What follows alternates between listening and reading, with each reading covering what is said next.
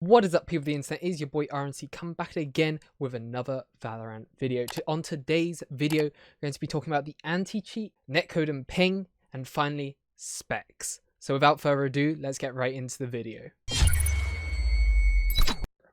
So on today's video, let's get into it. We've got 3 different topics to talk about. So anti-cheat technology and proprietary cheat detection on day 1. So, in-engine wallhack resistant fog of war. To combat wall hacks, Valorant employs a unique fog of war system that emits player locations until just before line of sight is contacted. Now, this is something that has actually been seen on... Well, a similar thing has been seen on CS. This fog of war thing. The type of anti-cheat... Well, the type of thing we saw on CS was this kind of haze.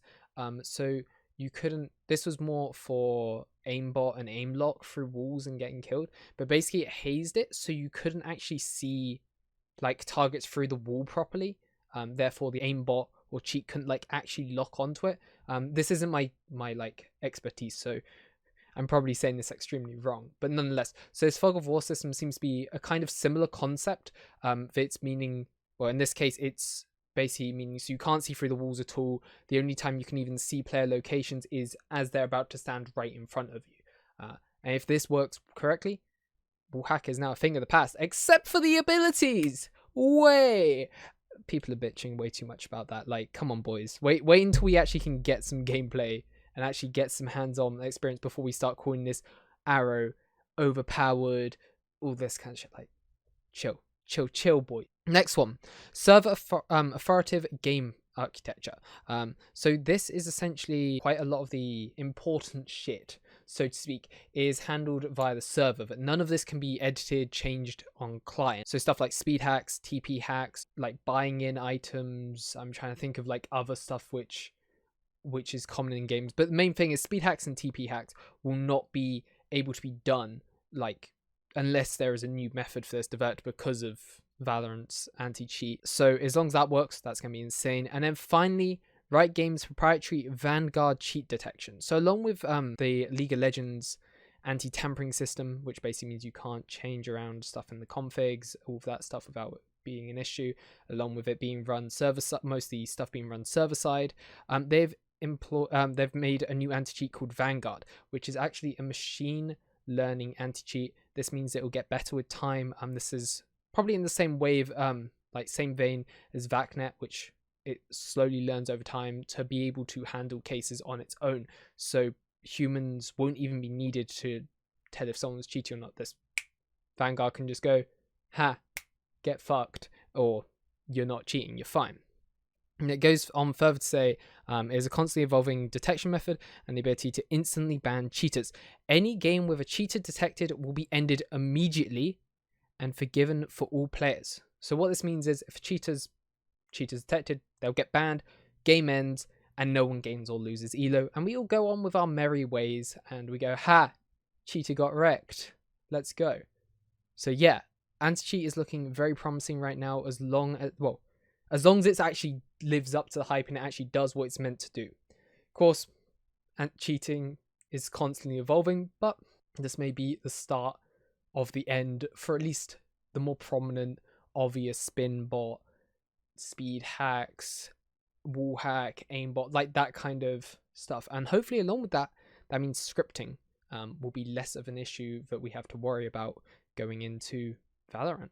So now we're going to talk about the netcode and ping in Valorant.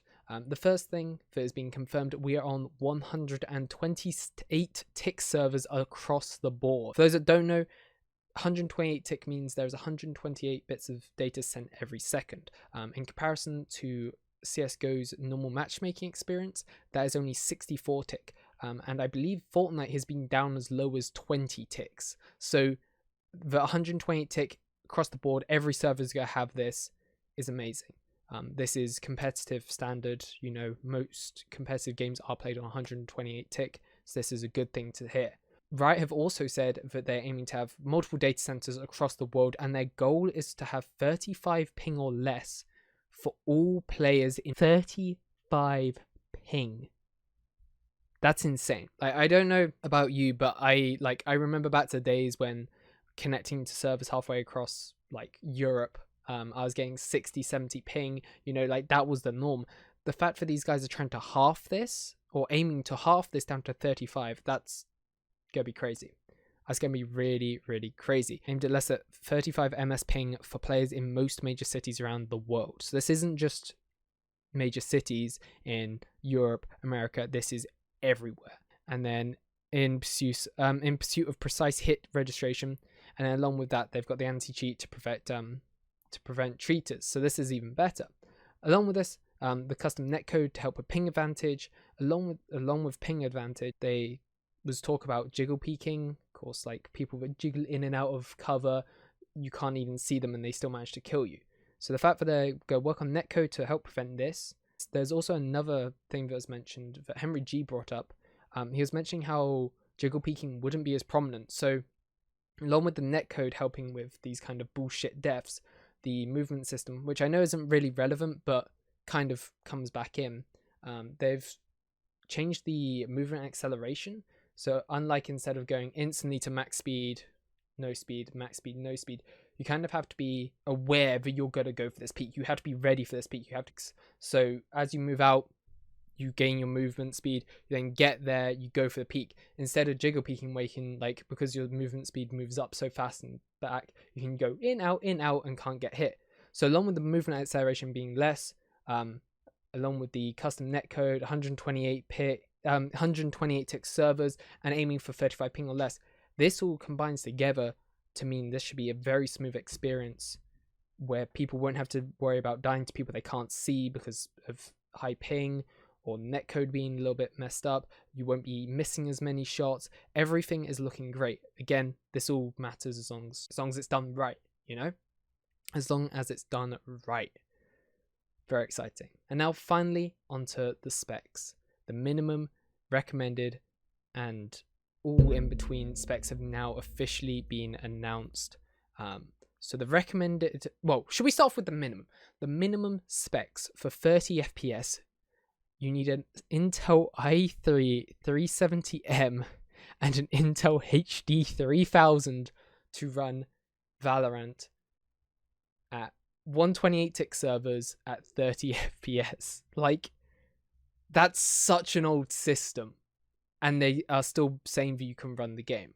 You also need to have Windows 7, 8, or 10 at 64-bit and 4 gigs of RAM, and then a 1 gig of VRAM. But that's in the graphics card. But that's so low, and they're saying that you can still be able to run the game at 30 FPS, which, and up until recently, has been console standard. Of course, that's not the recommended way to play, as that is not very lovely to be looking at a slideshow half the time. But then we go on to the 60 FPS. This is the recommended specs. Along with the 4 gigs of RAM, the 1 gig of VRAM, and Windows 7, 8, or 10 at 64-bit, CPU is an Intel i3 4150. And then their GPU is a GT 730. Like, this is still, like, I think about 5 years old, some of this software. Like, this hardware. This hardware is 5 years old, and you're still able to run this game at 60 FPS, which is console standard right now. Yeah, and then finally for high-end specs for 144 FPS plus, this is talking about 144 Hz, that's why 144 is the important. That's an Intel Core i5 4460 at 2.6 gigahertz, so that's not even overclocked, and a GTX 1050 Ti. Like, for all those guys running like 2080 Ti's, they've got their i9s overclocked, the water cooling, like, bro, you don't need that for 144 FPS.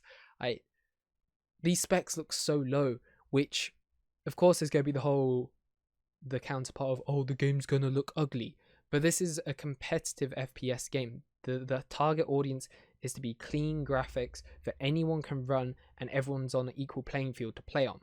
This mixed in with good netcode, good servers, and a good anti-cheat, Valorant is looking better and better every day for being this possible competitive FPS to take over. Well, not take over, but play a large role in the competitive FPS scene. Now, the only concern, which I've seen a few people bring up with this whole plus 144 FPS, why isn't 240 FPS being talked about, as that is now the competitive expectation, the competitive standard for many people nowadays? I think this is just as a starting point, you know, like 240 is now standard, and now that 360 hertz monitors exist, I'm sure Riot are already able to have an uncapped FPS, or at least a 240 FPS max. If they don't, then that is going to be a very worrying thing. But with how everything else is looking, it's almost a given that by release we'll definitely have a 240 FPS cap or an uncapped frame rate. But this 144 FPS may just be the benchmark, as they just want that as standard, as you know, consumers are able to have 144 hertz monitors, run this game fine. Well, be able to see the game fine as it's running at 144 FPS. But with that being said, boys, I'll see you when I see you. It's been a pleasure as always. Make sure to drop that sub, leave a like, and comment the thing you are most excited for Valorant's release in summer 2020.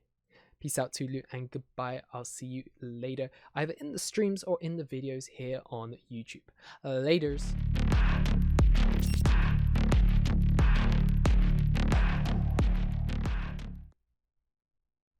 This is where you play the intro, by the way.